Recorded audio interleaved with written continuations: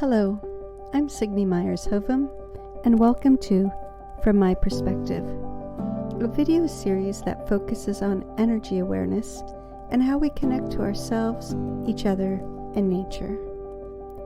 Connections are first and foremost energetic. In this three-part video series, I want to explore humanity's best unifiers at creating connections. To begin, let's look at sympathy and empathy. Do you know how to distinguish between them? Is one better than the other? If you are not sure, you are not alone. Presently, a search of empathy versus sympathy on the internet produces over 53 million results and growing.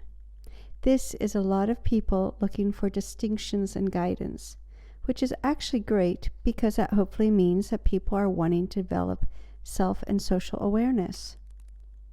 Sympathy and empathy actually have distinct energetic signatures that reveal how an individual is relating to another person or a situation outside of themselves based on what's presenting inside themselves.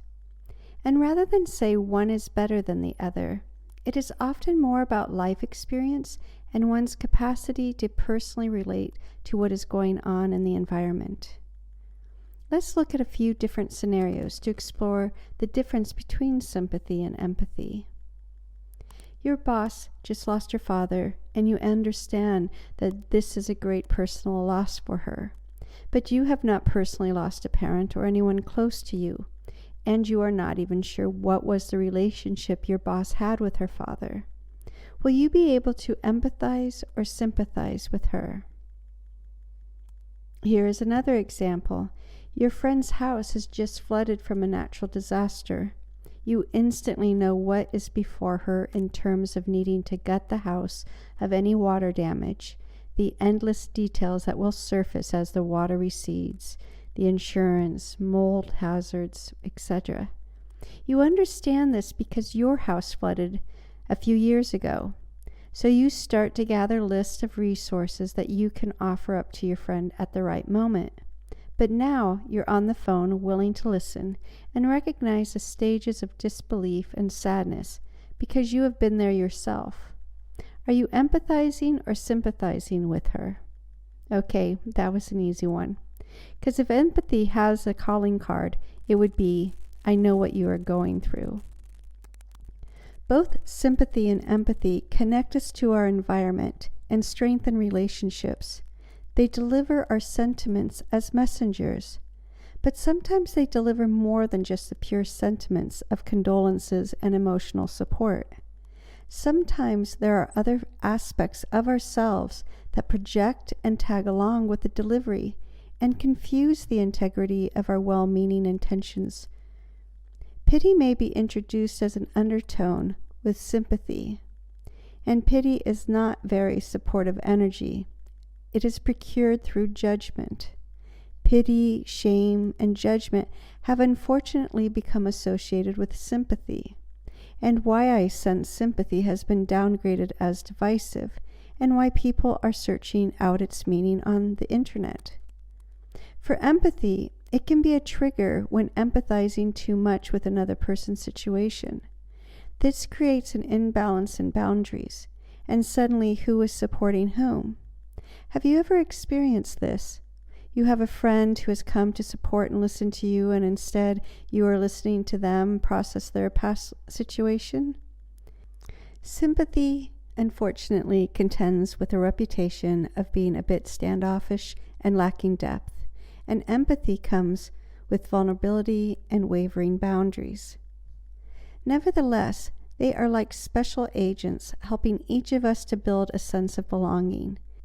And ultimately, both help us to learn about compassion. Compassion is a casserole that is extended to someone in need, whether it was walked over by sympathy or empathy. Everything is energy. Our language, and specifically prepositions, let us navigate and have a spatial relationship with ourselves and our environment. Thus I can say inside and outside of myself as a reference point to frame a discussion about my thoughts, and feelings. Sympathy and empathy are examples of energetic loops between inside and outside. The loop starts when we witness or observe something outside of ourselves. An easy way to demonstrate how sympathy and empathy connects us to others and our environment is to imagine this loop is created by a thread and a needle. The threaded needle travels the line to what we are focused upon. It then loops back to ourselves for processing and assessing what do we think or feel about the event, which is typically based on 1. Our own personal life experiences, 2. Our level of self-awareness and our ability to see ourselves in others, 3. Our emotional availability, 4. What our cultural expectations are for social conduct. If we are merely observing the event as a detail, the loop is more or less like a single stitch. If we are motivated to respond, we are no longer observing, but we are witnessing the event or the person. A second loop or stitch is completed when we become internally motivated to connect to the event and person outside of ourselves through either sympathy or empathy. This is the dynamic that is occurring between inside and outside. But I want to orient you to another preposition, within. We are energy, and within our energy system, our conscience and our consciousness flows through systems which animate our physical reality. By looking at within the energy system, we can see what type of thread the needle is working with in creating connections with the outside world. One of the energy systems is called the chakra system. Our physical body has 7 chakra centers that are dispersed from the top of our head to our sacrum at the bottom of our tailbone. Each chakra presents themes by which we know ourselves and our sense of belonging.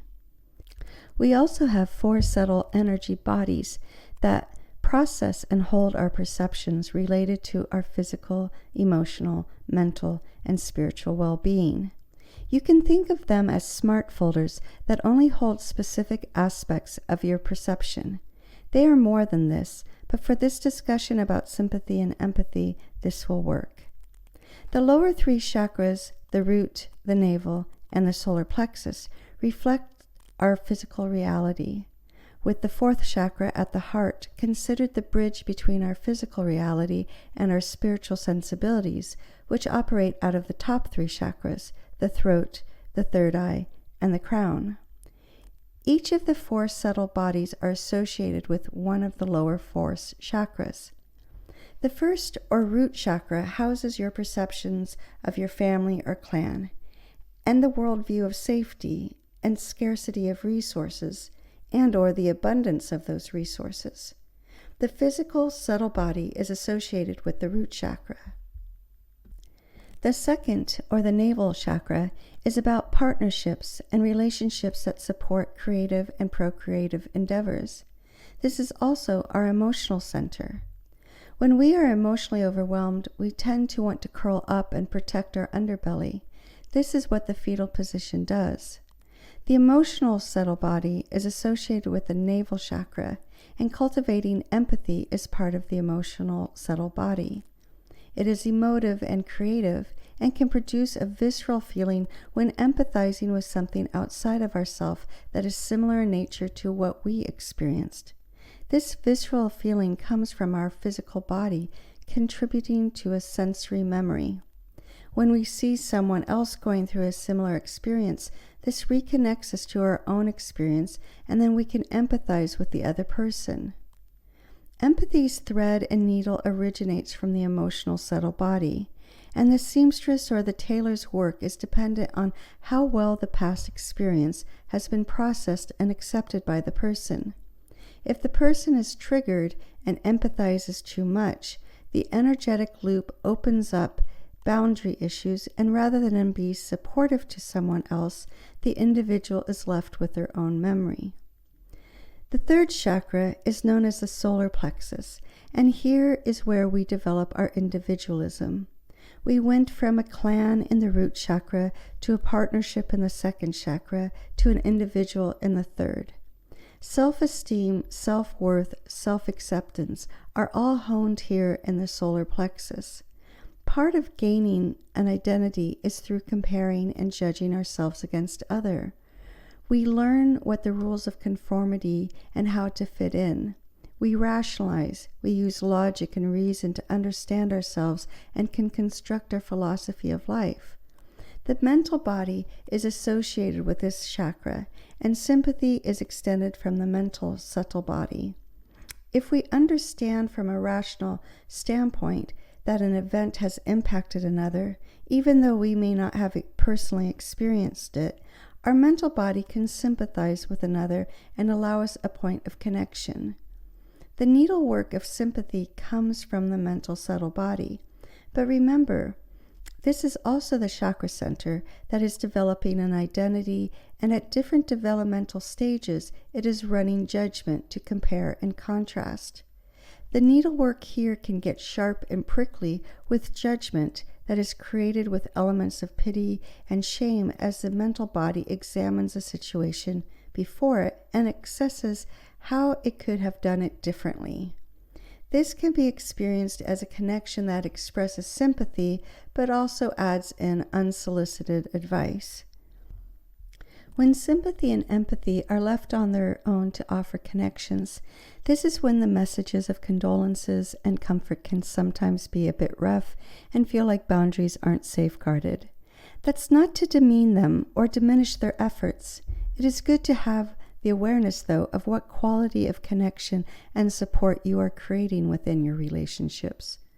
I have said in part 1 of this series that sympathy and empathy are special agents to compassion, and this is the focus of the final installment of the series.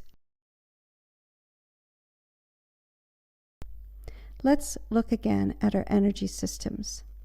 The 4th chakra is the heart chakra, and it is related to our spiritual subtle body. This is where matters of the heart are brokered, taking input from the higher chakras, the ideals and intuition, and from the lower chakras, perception of personal life experiences. Essentially, this is where we put into application what can often remain theoretical about the depth of love, forgiveness, and compassion. It also reflects how balanced you are with regards to giving and receiving.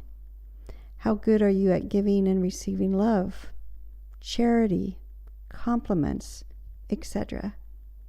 This is also where we develop patience and experience our own humanity.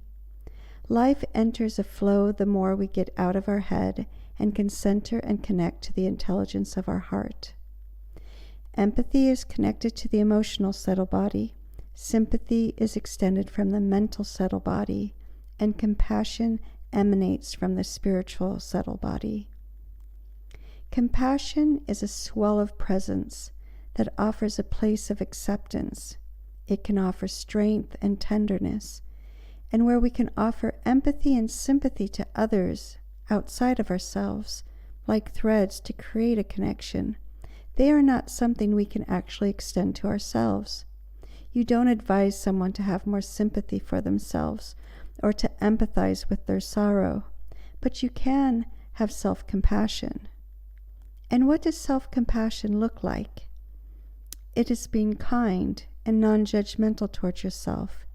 It is offering yourself self-care that supports you physically, emotionally, and mentally. It is accepting yourself. And how does compassion look when you extend it to others? It is gifting them space to have their own experience while being supported. Compassion has no agenda, no judgment. It is universal love in action. And action can be a casserole dish with a note, or including a troubled area in the world that you saw on the news into your prayers or meditations. Empathy and sympathy are personal, but compassion is universal. An example of sympathy without compassion is the common political platitude, thoughts and prayers, when there has been a tragedy experienced by individuals and communities.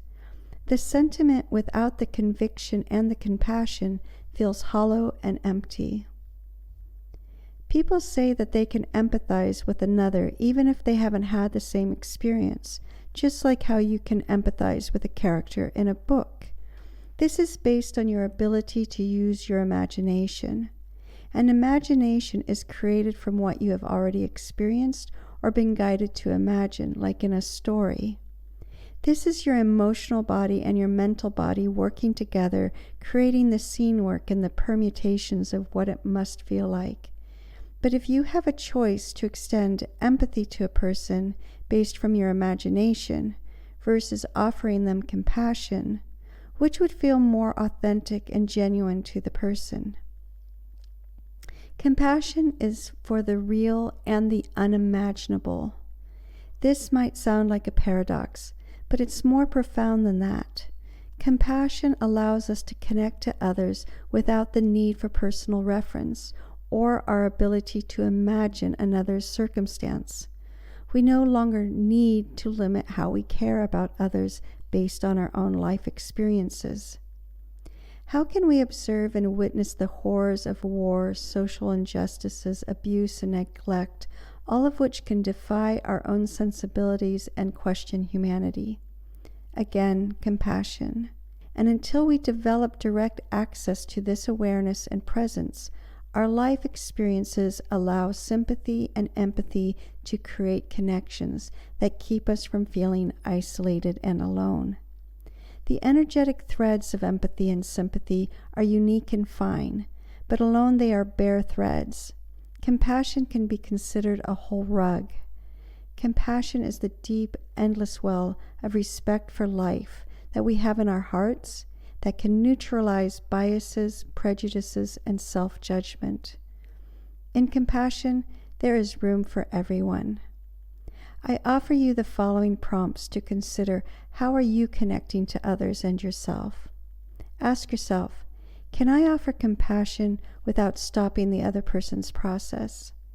Can I offer empathy without crossing boundaries or making it about my experience? Can I offer sympathy when needed without pity or projection? This has been from my perspective. I hope it has given you a new awareness of how you connect to yourself and others with sympathy, empathy, and compassion.